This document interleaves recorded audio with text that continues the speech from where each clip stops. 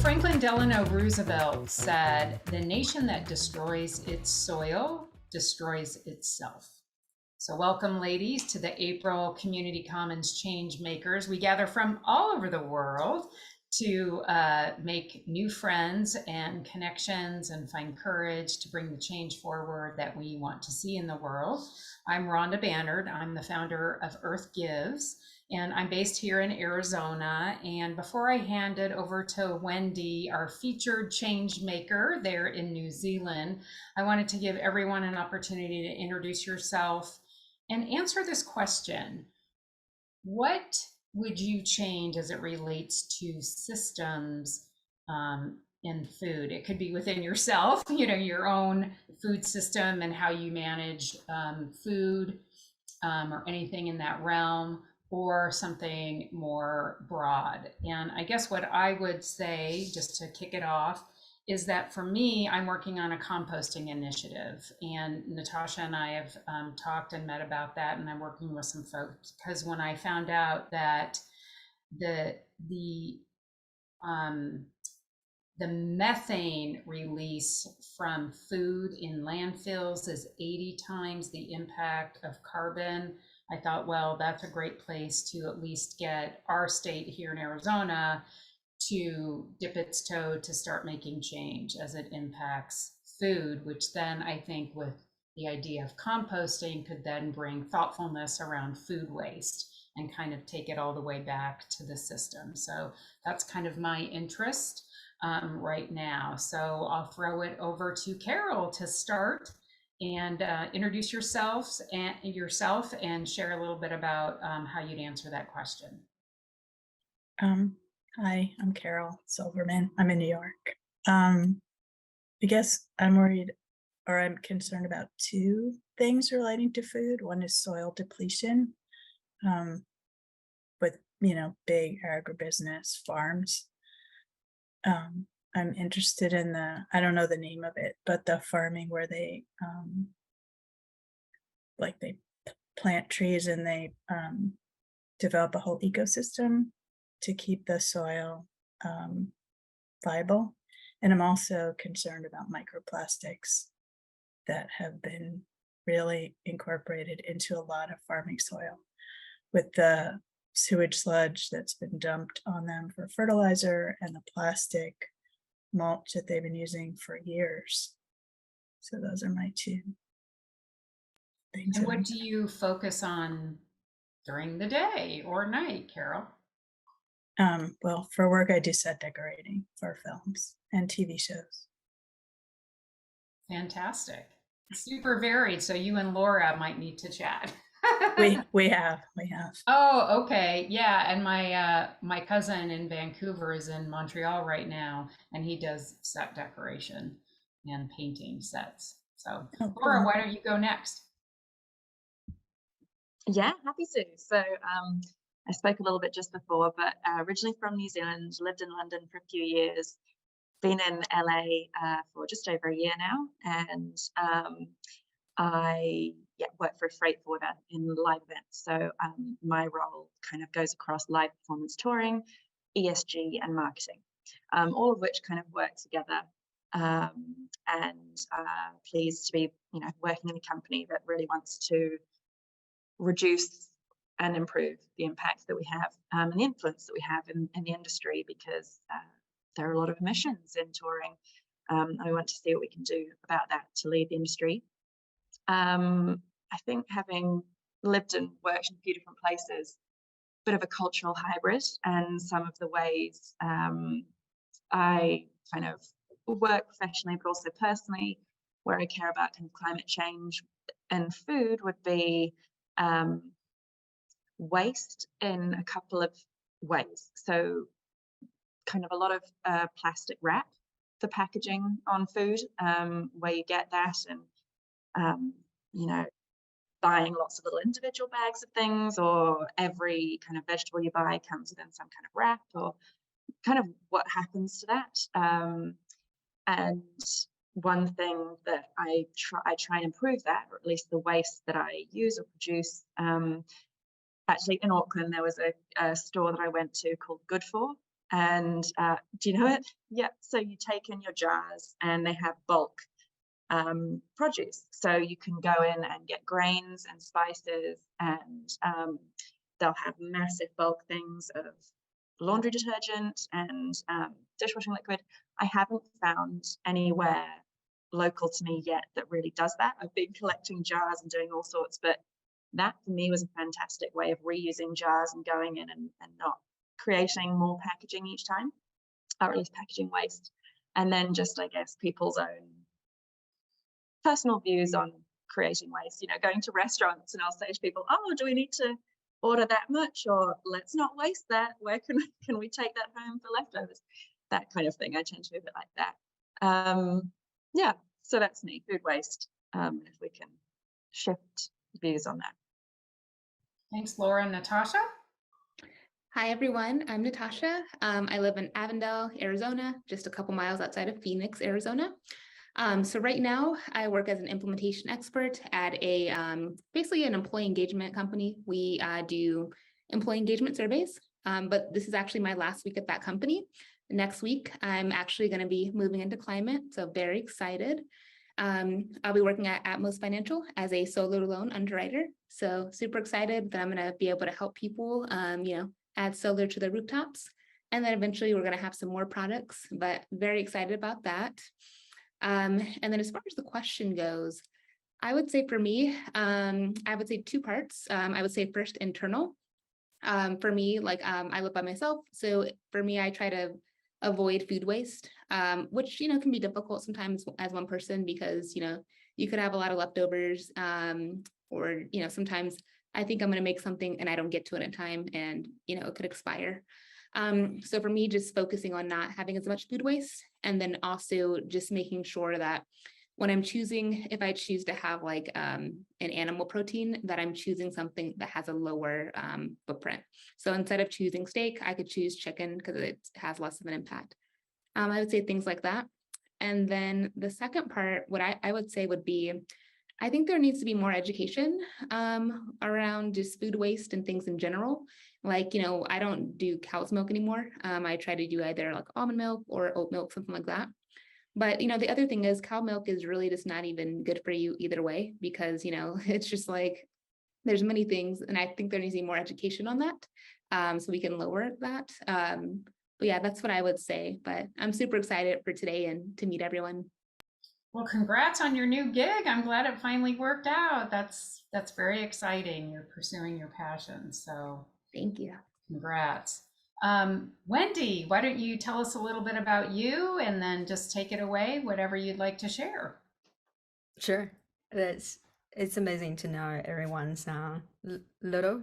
It's truly fascinating that we all enter the same thing, the food waste, and we just can't see anything goes to waste, and especially knowing we shouldn't left no one behind. So my background actually in statistics. So I've been doing data consulting for years, and currently I work at a ASB bank as their senior consultant. That's my day job. And but it drove me. It's also because of my background. It drove me to understand the data around the food system. It doesn't make any sense. It absolutely disappointed and absolutely discouraged. And it doesn't matter whatever that we are doing, and not making anything better and making everything worse and overcomplicate. So and to me personally, food waste is not about rescue the food or reduce the waste, because it's not supposed to be waste at the first place. It's about to finding who I am, in a way saying, oh, I feel like I was born in the 80s, and living the life are such a privilege. Have the refrigerator and have the air dryers and all those fancy stuff, and I can buy anything from the shelf. But looking back, my ancestors, it was a generation over generation, they don't have such a privilege, but they somehow survived over thousands of years without those things. And just 2 days without power during the flood season, I almost died. It's just be thinking I can't drinking hot water, I can't cook the meals. It drives me crazy. So I figured out, as personally level for me, is I need to know who I am, how I survived as who I am, as a person, as a living being and part of the earth. I don't know if that makes sense, but if you step back and saying we are same as the bird, we are same as any other animals, taking off those privilege as a human, we probably can't survive with one more day. So that's what I'm trying to achieve, is how I can live like my ancestor again.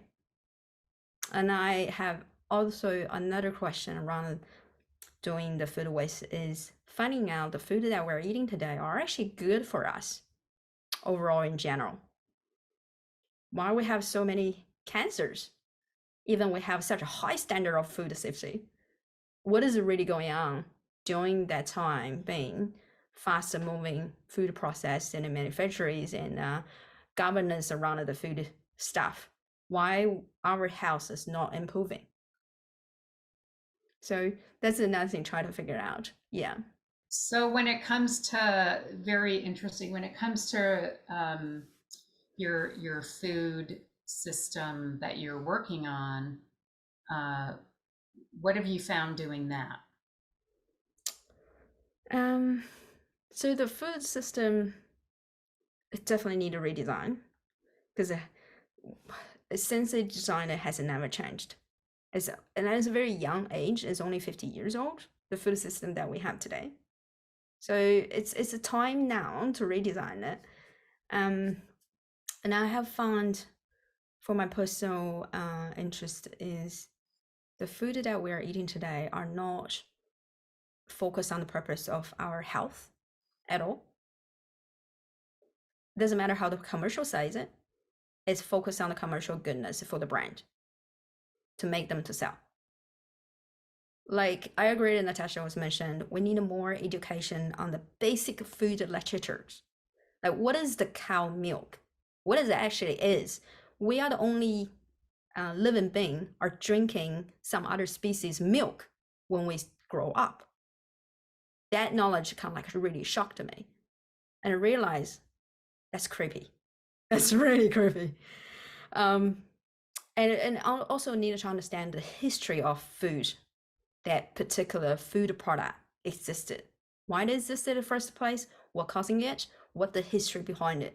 Is it the history of that food are far, far down our ancestor level already?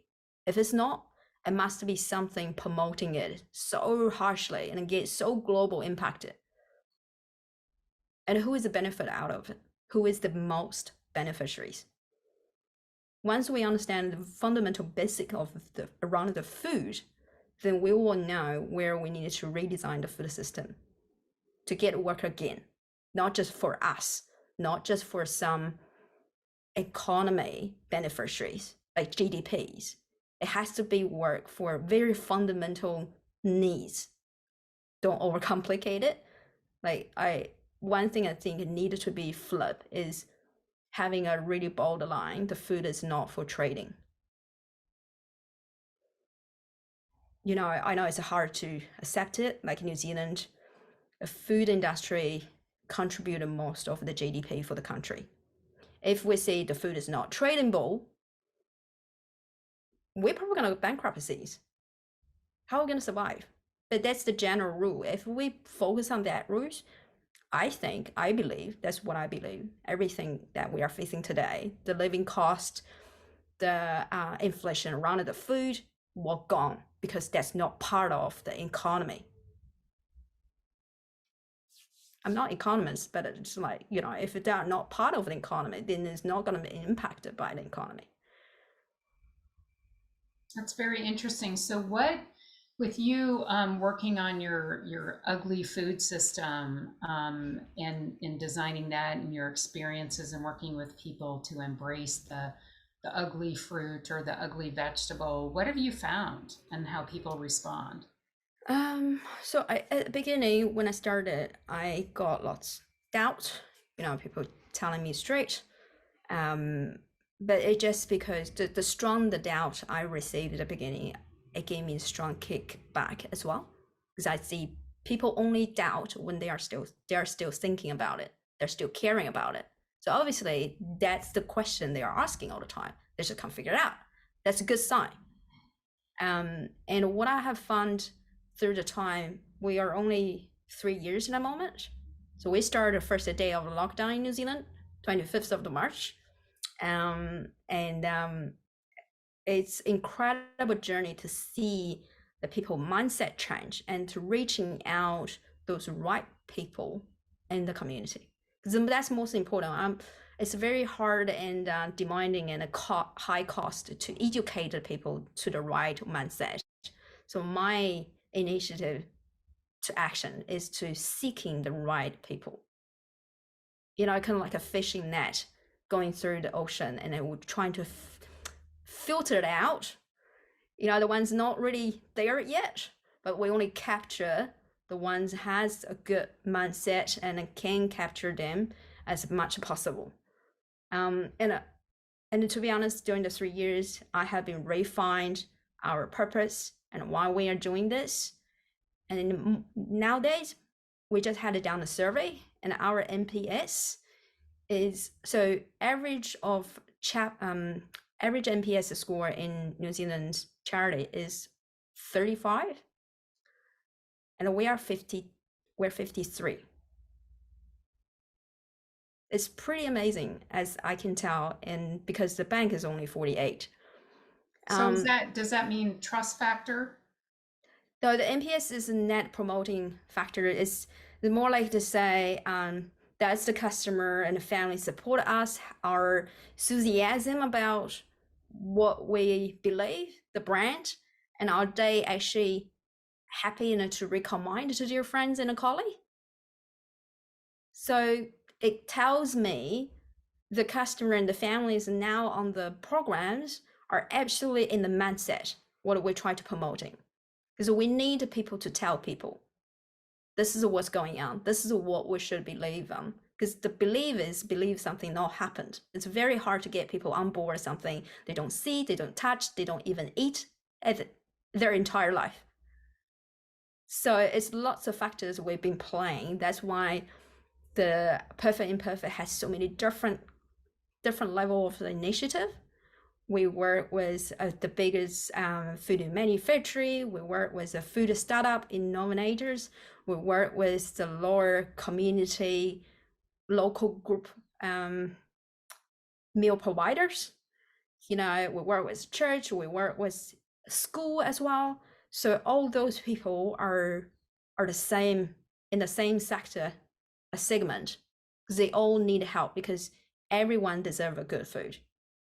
It sounds a very bad strategy.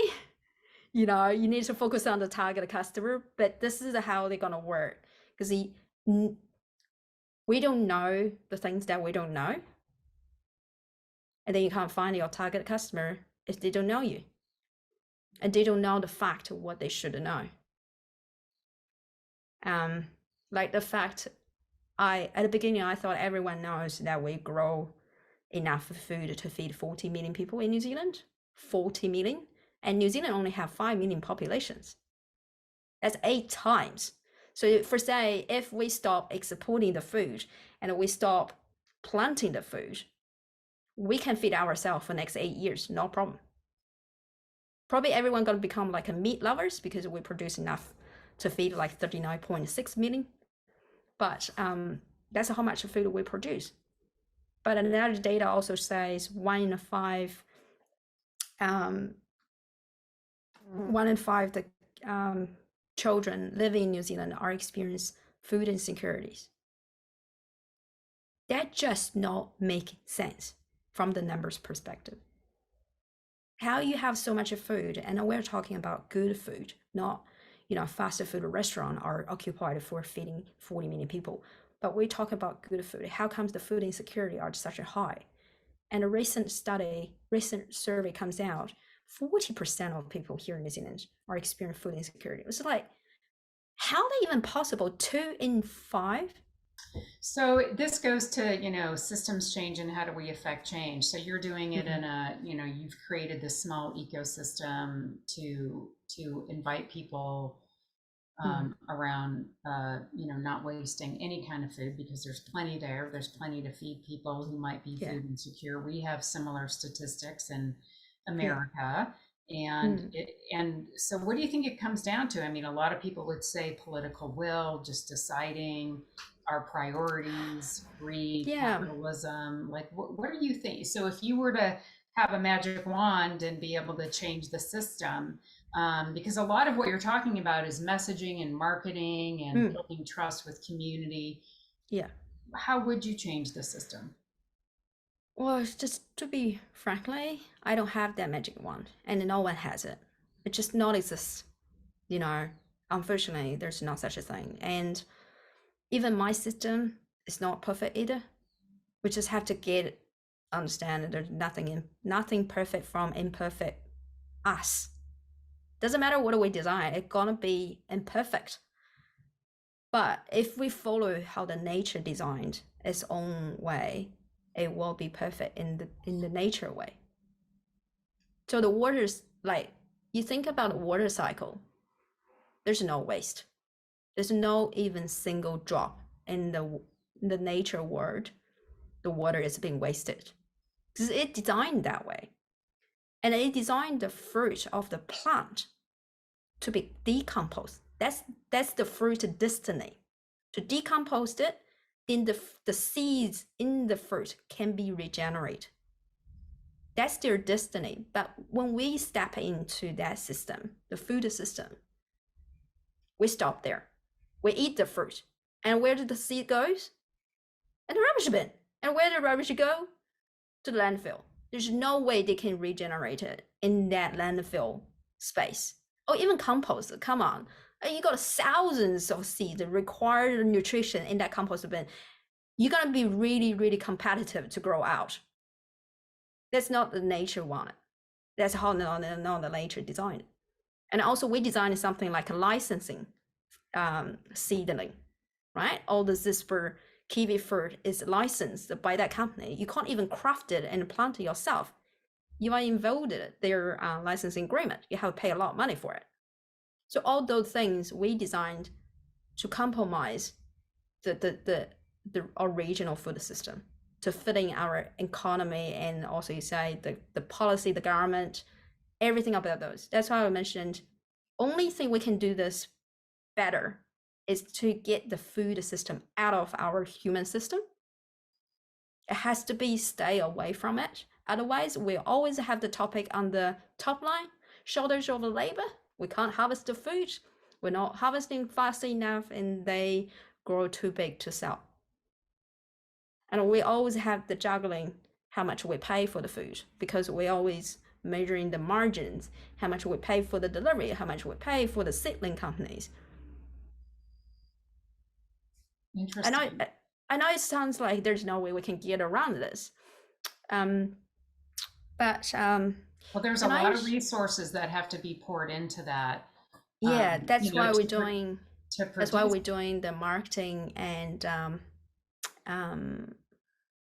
share knowledge. That's the focus. We're trying to find the cooperator. We're trying to find the partner who are thinking the same way as we do, and trying to do the small things, small change, one step at a time. And that's how we gathering, and that's how we grow so far in 3 years. And we may not the ones gonna wave the wand and make a big change at a time, but we definitely got everyone starts thinking and to be connected that there's a bigger pictures behind the things. It's bigger than the GDP that we can produce, because all the GDP, all the money you want is feeding people's belly, because without people paying tax, there will be nothing. So eventually I think there will be something change happen, because in the UK they start changing, right? They have the policy setting the bar. There'll be no food waste like in France. There's no food waste at the retail side. There's no plastic waste. It's all happening, but I don't think it's happening fast enough. It's just we're still concerned about economy impact, and every time I've been asked, because we are kind of like a disruptors around the food system here. People buying off our food, not going to the supermarket. They're kind of like, oh, you're chewing away that $20 billion market here. I said, no, we actually educate the customer to become like more sustainable to your product. Because they will accept everything you put on the shelf now. You don't have to worry about the standards. You don't have to select out the bad ones. You know, we have the odd bunch. Maybe you don't need to repack all the bunch in the different bag and then marketing them differently. Those all the cost. Maybe you just like lay in the same product and people just get it. You know, the apple looks different. Apple has different sizes. You don't have to spend tons and thousands of monies to market it as a rocket apple. We have the rocket apple in New Zealand, and it sells for like $8 for 6 little tiny apples. It becomes like a high profit market product just because of the size. It's tiny and looks cute. So you made me think of a couple things, and then I'm going to pass it off to everyone else to just either comment or ask a question. So last month we talked about some of our takeaways from South by Southwest, and that's where I met Laura. And so two things. One, the CEO from Patagonia talked about how he felt the food and agriculture industry had the most potential for disruption. And that's actually where I think Patagonia is going to be paying attention more into the future. And the second thing that I thought of is, Laura, and I don't remember if you went to this, but the one on elephants and their impact on climate. Because Wendy, what you just shared, I never thought about how we just throw away our seeds, where in the elephant conversation, they were talking about the importance of elephants is they eat and then they poop out their seeds and it then regenerates. And when we're doing it, it either goes down the toilet or it goes into, like you said, a landfill. So you really were making me think about how does that system even change in a different way. So thanks for bringing that forward and really rattling my brain to think about this very differently. So who else wants to weigh in? How do you look at like local economies, like if they don't grow whatever food, like what the distribution of the food is? The food production very central? Is it near the people who need it? Do you think about local food economies? That's a really good question. Eat seasonally. That's definitely good for our gut. Because seasonality produce lots of right microorganism. If it's not in the season, then they lack of those natural process. That's a good question. The system that we're looking at to redesign is implement like the software system, like decentralization process. So what that means, it's unreal to centralize all the production in the urban zone, because by 2050, 80% of people are gonna live in the urbans. That's how the city planning is going forward. We can't really change it. And that's like all parts of our life activity has to be convenient, has to be like more interactive. So that seems like the way to go.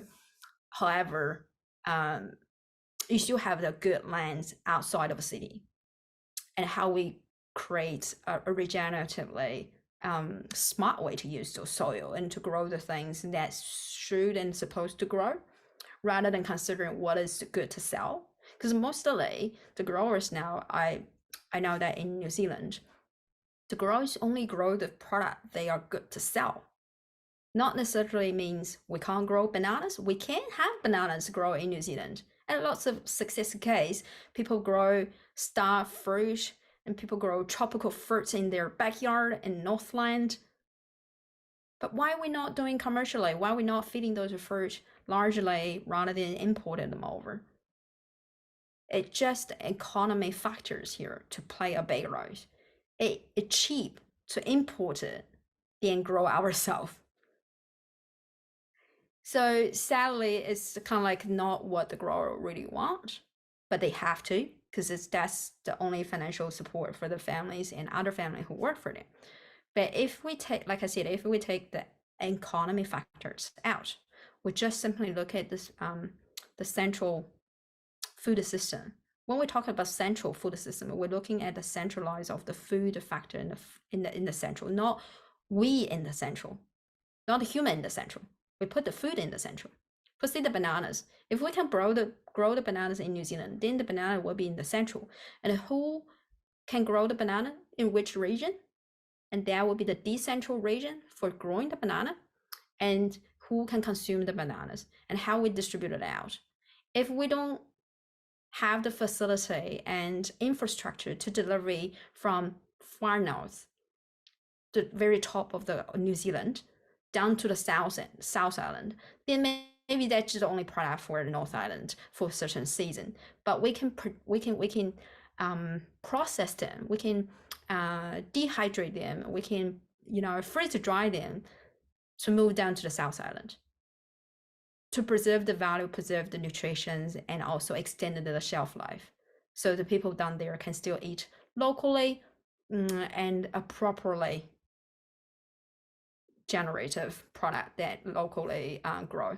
So decentralized system is focused on the food in the center, not the human, not who want to eat the food. And we are just one of the factor to utilize the food.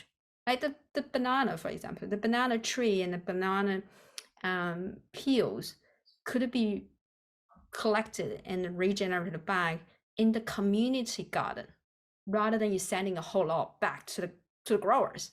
It doesn't make sense, right? It can be centralized at different level communities and designed that way. But to be honest, the community garden is not big enough and it's not efficient enough. And sometimes it could generate more waste. And a waste of the nutrition and waste of the water resources they put in the place. If they are using a tap water hose rather than the rainwater collectors, so they actually wasted the resources because they are not effective enough in a way to compare commercial growers. But it's still it's good enough to rather than traveling too far to get the food. Yeah, I have this slide of explaining our food system that we're trying to redesign. So the food system I had described it is not coming from me. I had studied numbers of different types of sustainable food system across the globally, and I found one system that actually can be worked, designed by Alan MacArthur Foundation. So they are the biggest foundation are focused on redesign the system across the all the industry. And one of the case they had published around redesign the sustainable circular food system. I just used that one as the fundamental design and implement to the actual New Zealand market, and it worked. In the last 3 years, I have completed 3 components already, and it works just seamlessly itself, and it still generates economy beneficiaries, which is that's important because you don't want to just give it away the money so people can eat the food. Food is not for free, but we still can generate beneficiary in terms of finance and support to the community level, and then making everyone feel contributing to the system rather than being taken away. Because now that's what we feel, right? Like as a customer, we're feeling like we've been taking away too much money to just get one apple off the shelf to eat. And the growers are feeling like they've been taking away so much and there's so much hard work they put in, but only get a little money back and a lot of food are left behind. So everyone feeling like really pissed, really suffering. That's why the system is wrong. They had wrong focus. Yeah. Let me just. Well, I just gave you co-host if you wanted to share that, but does anyone else have a question or a thought? I have a thought about just what was just said about the community gardens. I've been reading a lot of climate books lately and a lot specifically about the Green New Deal. But one thing that they always talk about is how during World War II, there was all of these victory gardens where everyone was growing, fruits and vegetables in their backyard, and how that accounted for like 42% of like the produce. So something like that, I think like that would make a huge difference. It's like if we could do that during World War II, where we didn't really have a choice, it's like we need to bring something like that back. I feel like that would be a huge difference because one, what's going into your food. So that's a huge thing. And then it also brings that community aspect back. Like Wendy, you mentioned about your ancestors, like thinking about how your ancestors lived and things like that. I feel like in the past, it was more community involved where like, you knew your neighbors, like, in my neighborhood, I don't really know any of my neighbors. It's not like that. So I feel like bringing that community piece, I feel like that's important. And with food, but for like me, if I had a garden, I'm only one person, so I wouldn't be able to eat everything. So I would be more inclined to go over and be like, hey, I have these extra cucumbers. Do you want some? And, I feel like that could be a huge part. In Avondale, we used to have a community garden, but it got closed down in 2020 because of a lack of funding. But I think it would be great to bring something like that back, especially like once, Verona is doing all this amazing work with composting. So I feel like those would work hand in hand. So we're not running into, like you mentioned, Wendy, the issues with like the waste, the water. It just needs to be done the correct way. Because the lack of funding was probably because, yes, like the dose got too large, but if we could find out a way to reuse the water and recirculate and things like that, that could kind of alleviate that. Because I feel like a community garden would be incredible. Yeah. Thanks, Natasha. Laura, you got a thought? I was just thinking more to sort of more about kind of policy and how policy could help or can help. The example I was thinking of is free range eggs. I remember discussions maybe 10 to 15 years ago about, it'll never happen because I think, to your point, the economies of scale, but also price generally puts a lot of people off anything. And so I sort of seem to recall some policy changing around free range eggs, and then it drove the price down a little bit, and it makes it slightly more attractive or at least attainable for some people that would have been, late adopters in that sense. But yeah, I'm wondering how policy might help you and your work. Yeah. I actually, that is really good point. Because the policies around the food loss has zero focus in New Zealand. It's like, because it kind of like makes sense, because the only reason I think New Zealanders are focused on food waste, because all other countries focus on food waste, because that food waste index report and all the SDG, the Sustainable Development Goals or 17 be driven that heavily. And UN especially released that food waste index report, and it literally said, we know that 1/3 of food in the productions, the food that nowadays has been wasted, but we have no idea how much of food is being lost. And only study has found that is from Dr. Lisa Johnson from University of North Carolina.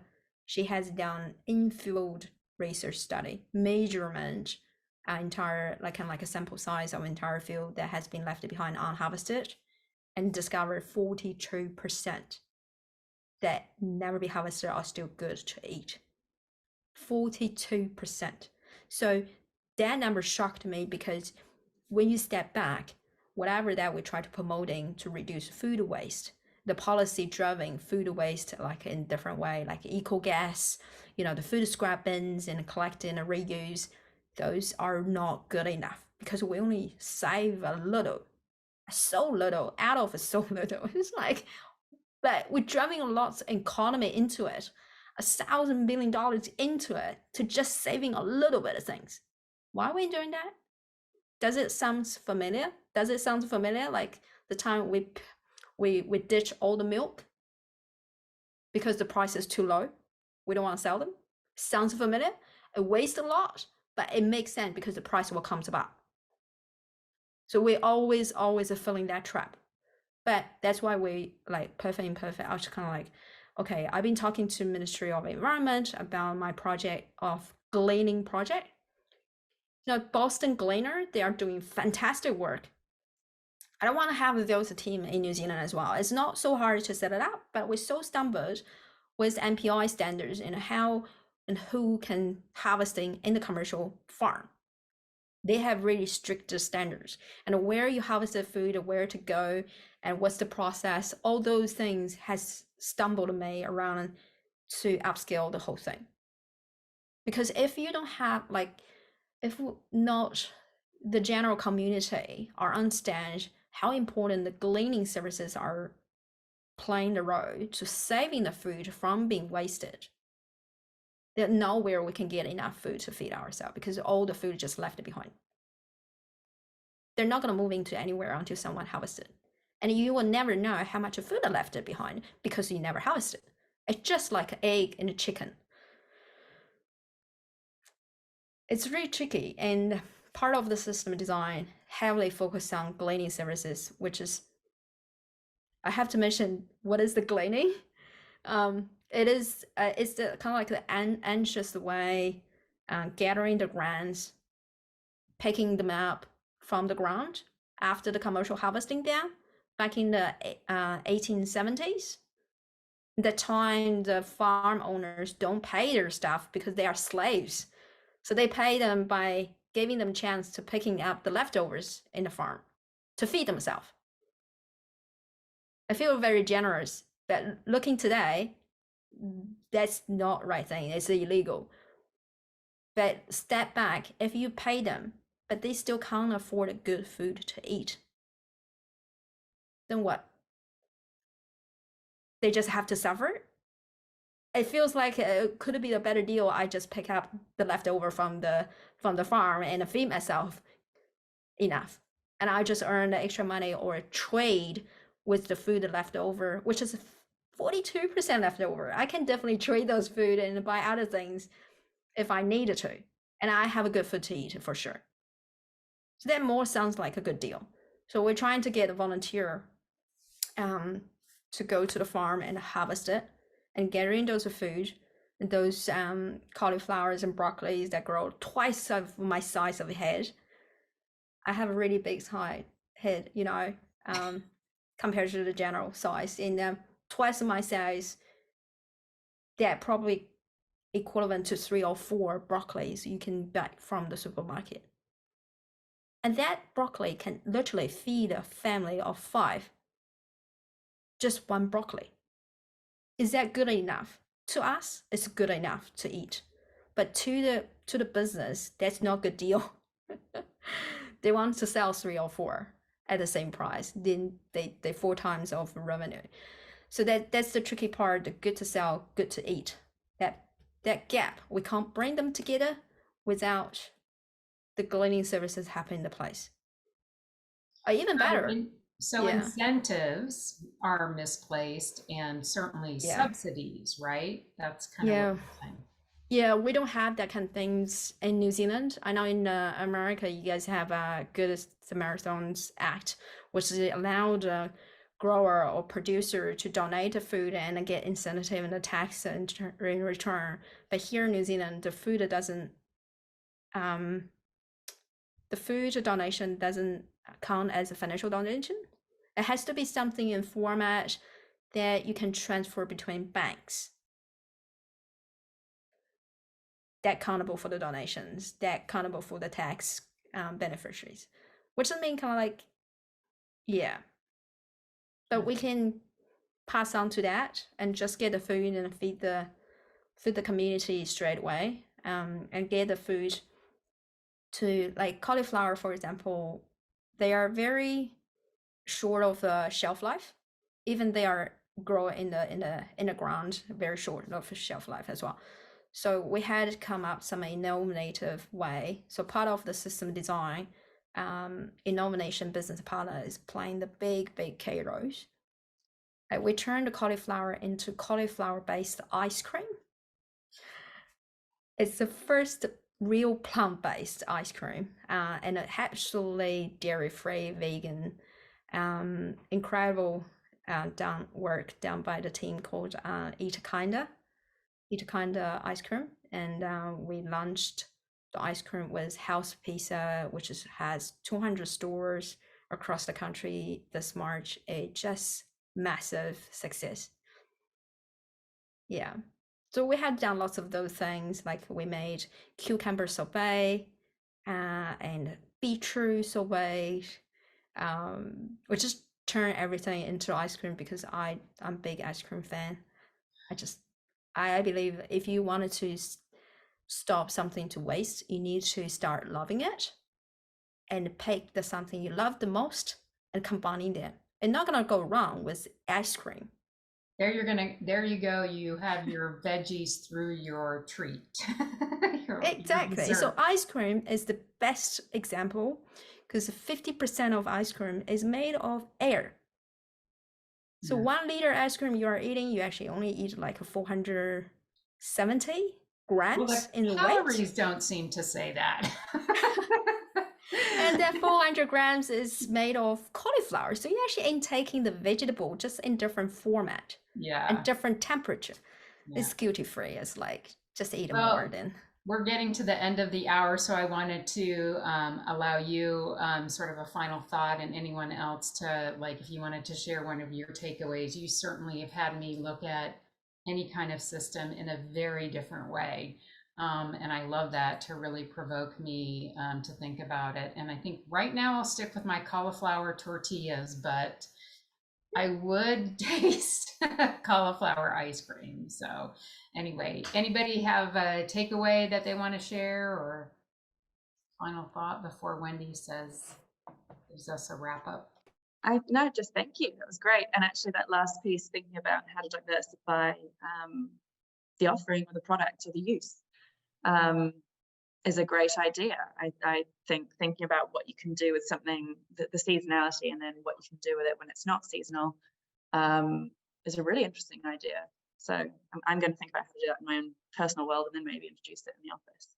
I just think it's amazing how you just like grappling with that system and taking it on and having so much passion for it. It's really inspiring. Thank you. Thank you so much, Wendy. This has been incredible. I feel like a lot of time with climate, you hear a lot about renewable energies or like EVs or things like that, but agriculture is left out, but that's a big piece. So I love that you're passionate about this and that you're making a change. You mentioned earlier, you said that, like you're not going to change everything, but it starts with one person, it's that domino effect. You doing this presentation, I'm going to talk about to my friends, they're going to think about it differently, and it just keeps going. So really awesome. And we'll be sharing some of your sound bites out too. So Wendy, any final thoughts? It's just incredible. I mean, I'm not perfect, the things that I design, I know there's lots of room to improve it, but in a term to improve it, I have to share my thought so everyone can thinking on that pathway. And that's what the perfect imperfect is. It's creating a pathway for everyone to getting on board, and eventually we're getting something on this way, but it's not perfect, but everyone will be so enjoyable and so happy because we know it'll be better than what we have now. That's good enough. But not just stop and stay and waiting someone to rescue us. It doesn't, especially for food, I think it's not that complicated. Doesn't have to wait the government to wave in and shutting everything down and reshuffling and get policy active. The food is just like we can grow our own food, we can create our own menu, we can create all different things. I just made kiwi fruit pizza. It's delicious. It could be a thing, and I haven't mentioned my dad is a chef, but I'm not good at a cook because I can't follow the recipe. So that means every single time I cook the same dish, it's gonna taste different. There are person in your life, the friends are recipe rebelling, and I'm one of them. I kind of like overthinking behind why they designed a recipe that way, so it doesn't work for me. I have to design my own recipe after I try different kind ones. But my dad has told me that the food can be all sorts, but the delicious has to be on your hand. And he's right. We create a fire, we invented a fire and we start cooking the food.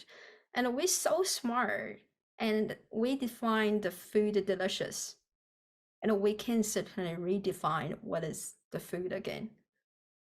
So I'm really hoping you guys could be, it's awesome that you guys been inspired already and could go back to your life in your society to make a little bit stirring and being the ugly one but unique one, you know, to get shared the little pieces of your unique way to see the food and to taste it. It's gonna be beyond what you can imagine, what you can impact it with others. Yeah, you go. Fantastic. Thank you for inviting me. Yeah, thank you, Wendy, for joining us and getting up really early to share with us. We really appreciate it. We are for sure global these days, so thanks so much. Absolutely. Thanks to Laura, Carol, and Natasha for joining. Sorry, some of our other guests weren't able to join, but you know, that's what this is all about, just getting to know one another and learning knowledge and shifting our thinking and going out there and changing the world. So appreciate everyone. Please take care. Happy Monday, happy Tuesday for you, Wendy. Yes. And thanks for inspiring us.